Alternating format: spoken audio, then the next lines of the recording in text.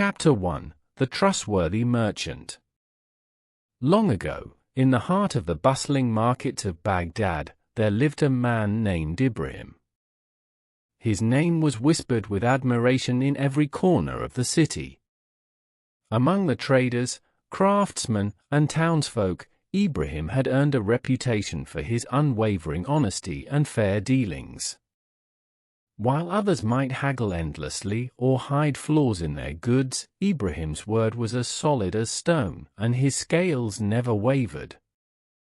This reputation drew traders from distant lands, merchants who had crossed deserts and seas, to seek Ibrahim's trustworthy business practices. His modest shop, though not adorned with the extravagance of the larger establishments, was always filled with customers. More than his goods, it was his character that kept them coming back. One fine morning, as the sun cast golden rays over the crowded market, a wealthy silk merchant named Farid approached Ibrahim. Farid was no ordinary trader. His caravans carried the finest silks from Persia, spices from India, and treasures from the East. His name, like Ibrahim's, carried weight in the market, but for different reasons. Farid was known for his sharp mind and immense wealth.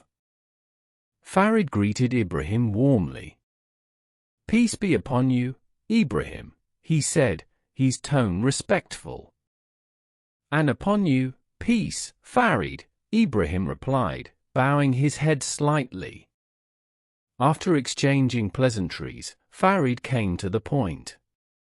"Ibrahim, I find myself in need of your help. I must journey to India for a year to expand my trade. However, I cannot leave my gold unattended. The roads are dangerous, and thieves abound.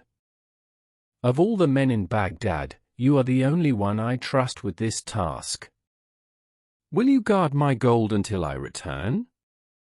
Ibrahim's heart swelled with pride at such a request. To be entrusted with such a responsibility by a man of Farid's stature was no small honor. Yet, his humility kept him grounded. "Farid, I am but a simple merchant. Your trust humbles me, and I promise to guard your belongings as if they were my own." Farid smiled, satisfied. He motioned to his servants, who carried forth a large, sturdy chest. It was an impressive piece of craftsmanship, made of polished oak and reinforced with iron bands. The chest had 3 heavy iron locks, each intricately designed and formidable. Farid held up a small bundle of keys. "These are the only keys to the locks. I will keep them with me. Your task is simple, Ibrahim. Guard this chest. Do not attempt to open it, for its contents are not your concern. If you succeed, I will reward you generously upon my return." The merchant nodded solemnly. "You have my word, Farid. The chest will remain untouched until your return." With that, Farid bid him farewell, leaving the chest behind. Ibrahim carried the heavy box into his storeroom, a small, secure room at the back of his shop. There, amid sacks of grains, bolts of cloth, and jars of spices, he placed the chest in a corner, covering it with a cloth to keep it out of sight. The days turned into weeks, and the weeks into months. The chest sat silently in its corner, untouched and unexamined, just as Ibrahim had promised. Many curious visitors to Ibrahim's shop noticed the covered object and inquired about it. "What is that, Ibrahim?" they would ask, their eyes lingering on the hidden chest. "It belongs to a friend," Ibrahim would reply simply, his tone firm enough to discourage further questions.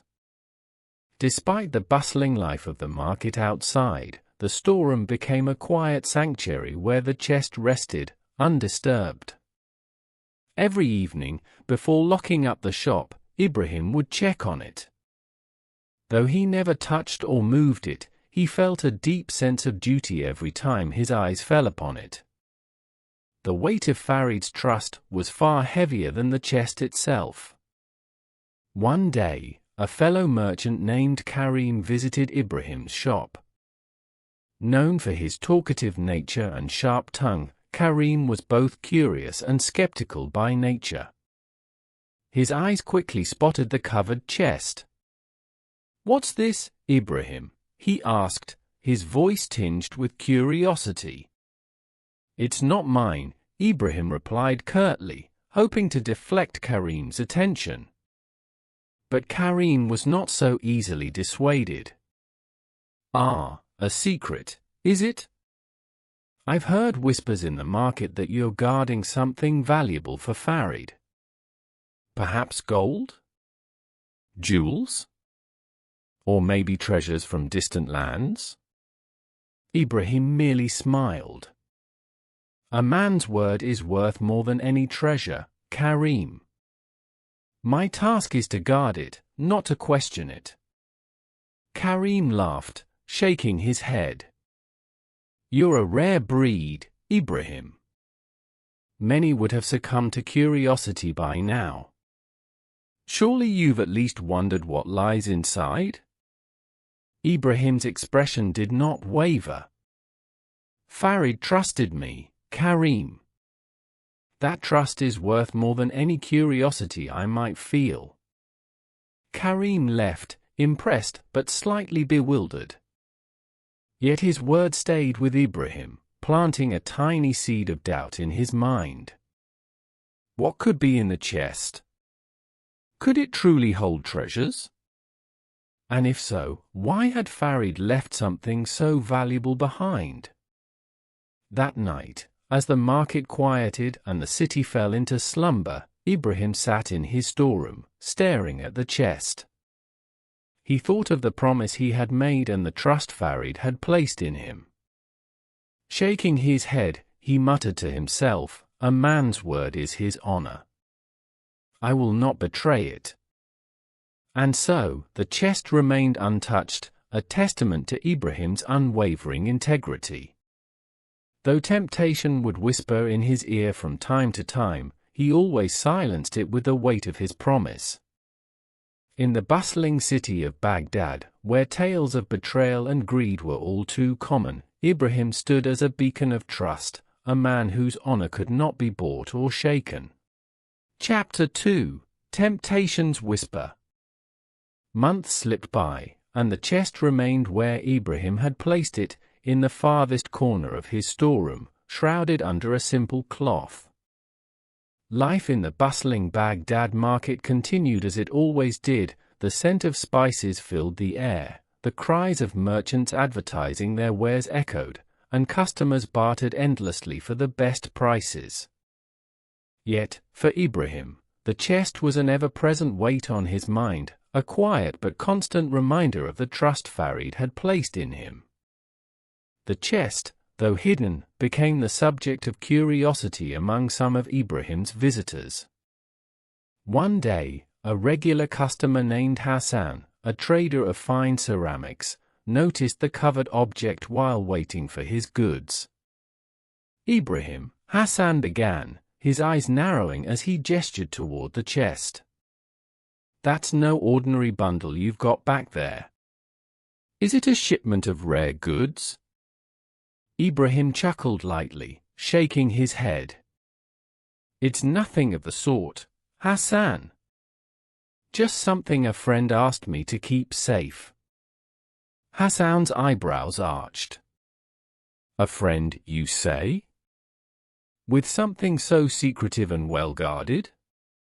If I didn't know better, I'd say there's treasure in that chest."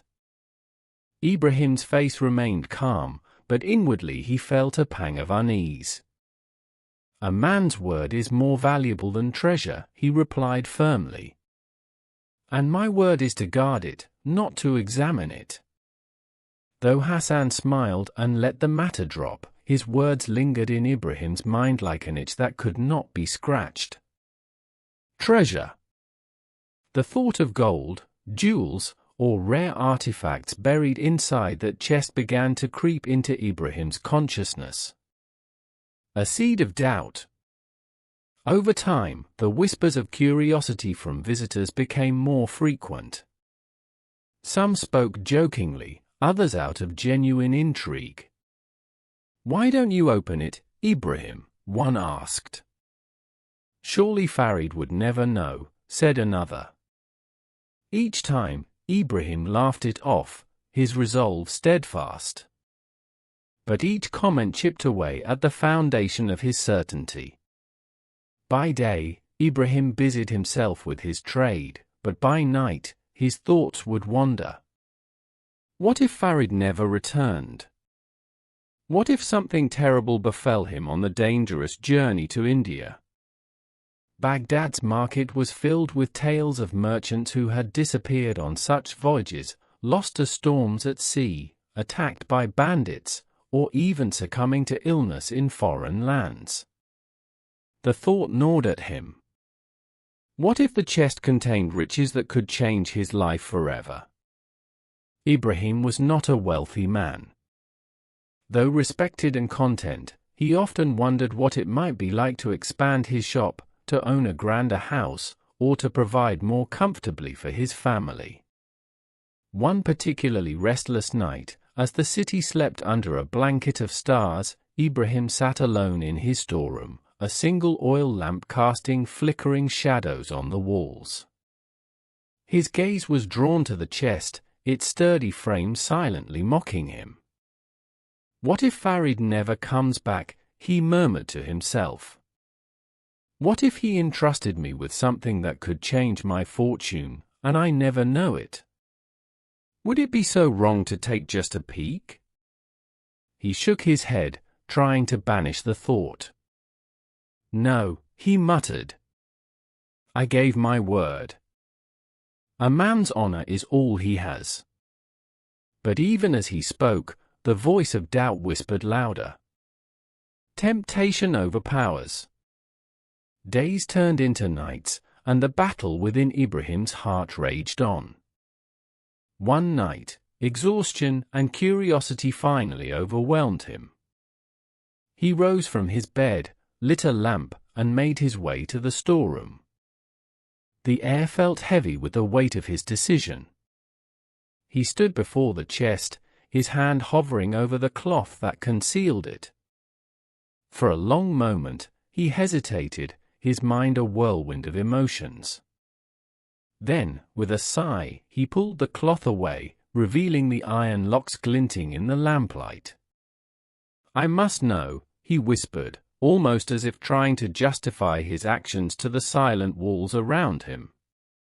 Determined, Ibrahim sought out a locksmith under the cover of darkness. When he returned, the locksmith examined the chest and said, "These are strong locks. What's inside must be of great value." "It's none of your concern," Ibrahim replied, his tone sharp. "Just open them." The locksmith worked swiftly, and with a final click, the locks fell away. Ibrahim dismissed the man and stared at the chest, his heart pounding in his chest like a drum. Slowly, he lifted the lid, his hands trembling. The harsh truth. Inside the chest, Ibrahim did not find gold, silver, or jewels. Instead, there was a single piece of parchment resting at the bottom. Confused and unsettled, he picked it up and unrolled it. The words, written in elegant calligraphy, struck him like a thunderclap. "The one who opens this chest has traded trust for greed. Such a man will lose everything, even the respect of his own soul." Ibrahim's breath caught in his throat. The words seemed to pierce his very being, exposing the guilt and shame that had been growing inside him for weeks. He fell to his knees, clutching the parchment, his eyes brimming with tears. "What have I done?" he whispered, his voice trembling. "Farid trusted me, and I betrayed that trust for nothing but my own weakness." The chest, though physically empty, now felt heavier than ever. Ibrahim locked it again with the spare locks he had kept and placed it back in its corner. But no cloth, no darkened room, could conceal the weight of his actions. From that moment, Ibrahim vowed to confess his mistake to Farid when he returned, regardless of the consequences. He would not attempt to hide the truth, for he had already learned the price of dishonesty. The shame he carried in his heart was far greater than any punishment Farid could impose. A lesson in integrity. Ibrahim spent the days that followed in quiet reflection. The chest, once a source of curiosity and temptation, now stood as a constant reminder of the value of trust and the consequences of betrayal. Though the market remained as lively as ever, Ibrahim's laughter was less frequent, his demeanor more solemn. He prayed for Farid's safe return, not only to restore his honor but also to seek forgiveness. In his heart, he knew that redemption was only possible through humility and honesty.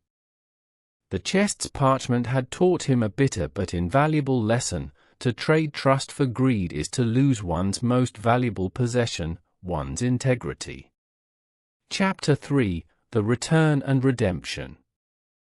A year passed, and the bustling streets of Baghdad remained alive with commerce and chatter.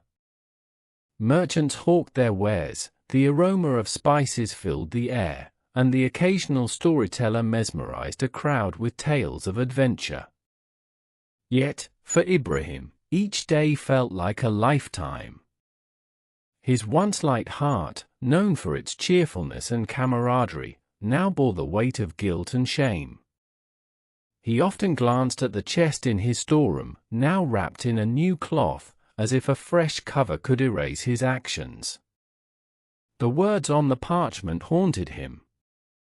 His prayers were filled with pleas for forgiveness, not only from Allah but also from Farid.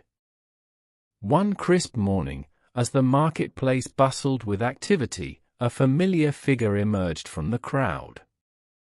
It was Farid, the silk merchant, his face marked with the weariness of travel but his eyes sparkling with warmth. His return was met with cheers from fellow merchants who had feared the worst during his long absence. Ibrahim stood at the door of his shop, his heart pounding as he watched Farid approach. The moment of truth had arrived. A difficult confession.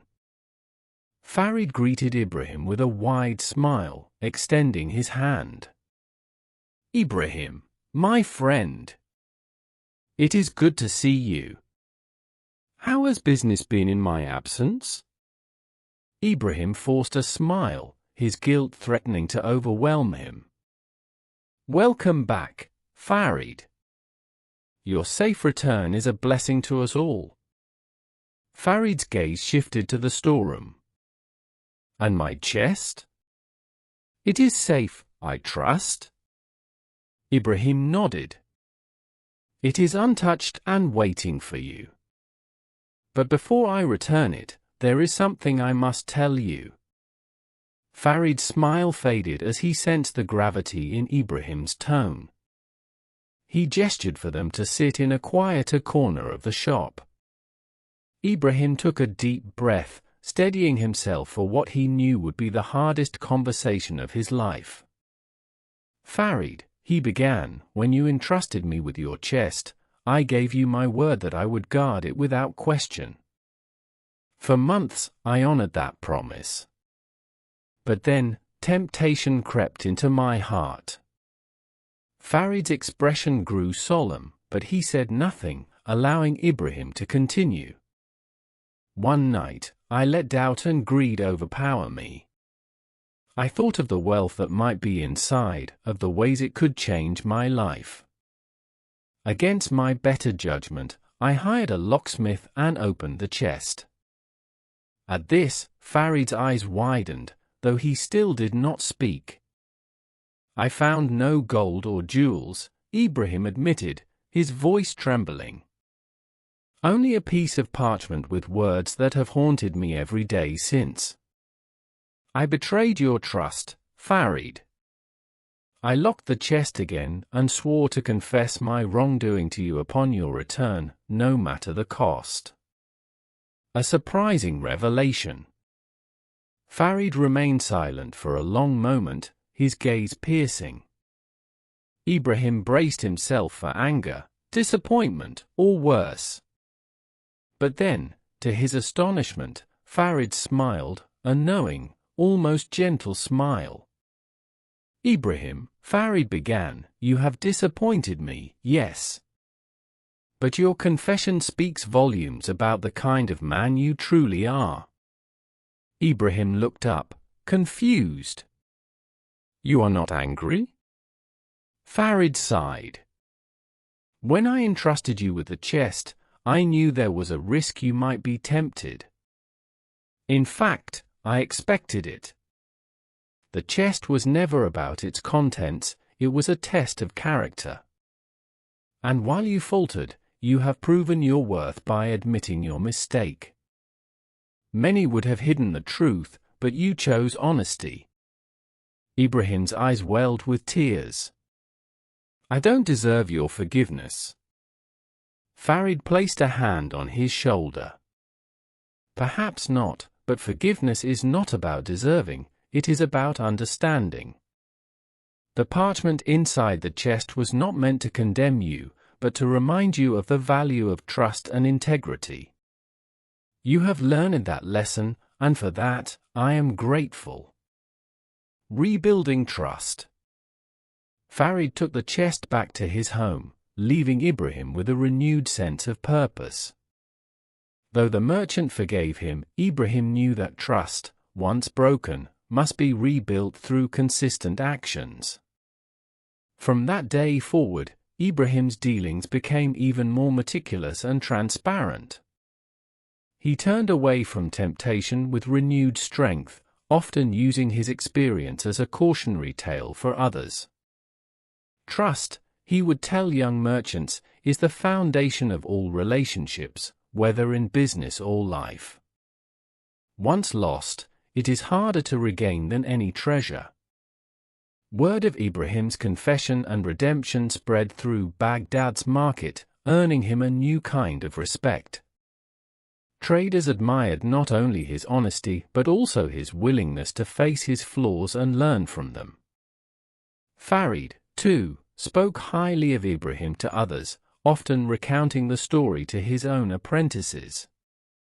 True integrity, he would say, is not about never making mistakes, but about owning them and striving to be better. The legacy of a lesson. Years later, when Ibrahim had grown old and retired from the marketplace, he would sit with his grandchildren and tell them the story of the chest. His voice would grow soft as he recounted the moment he opened it, and his eyes would glisten with the memory of Farid's forgiveness. Remember, he would say, temptation will always whisper in your ear, but the strength to resist it lies in the knowledge that trust is worth more than all the treasures of the world.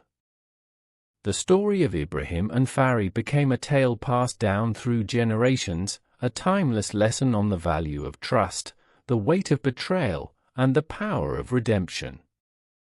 And in the bustling markets of Baghdad, where the story was born, merchants still invoked Ibrahim's name as a reminder to honor their word and cherish the relationships that form the fabric of their lives. Moral of the story. The story of Ibrahim and Farid carries several profound life lessons. Trust is precious. Trust is the foundation of all relationships. Whether in business or personal life, maintaining trust is more valuable than any material possession. Betraying it can lead to consequences that weigh heavily on the soul. Temptation is a test. Everyone faces moments of temptation, but it is how we respond that defines our character. Resisting temptation demonstrates inner strength and integrity. Mistakes are human, but owning them is noble. Everyone makes mistakes, but the courage to admit and confront those mistakes is what sets a person apart. Acknowledging wrongdoing is the first step toward redemption. Forgiveness and understanding matter. Farid's decision to forgive Ibrahim illustrates the power of understanding and compassion. By forgiving, we allow others to learn from their errors and strive to be better. The value of self-reflection. Ibrahim's guilt led him to deeply reflect on his actions, teaching him a lifelong lesson about honesty and the consequences of betraying trust. Reflection is essential for growth. Rebuilding trust takes time and effort. While forgiveness is important, rebuilding trust requires consistent actions over time. Ibrahim worked tirelessly to regain the respect of others, showing that trust can be restored with dedication. Final thought. The story reminds us that integrity and honesty are not just moral obligations but practical virtues that sustain relationships and communities. Temptation will always test us, but staying true to one's values brings peace of mind and enduring respect.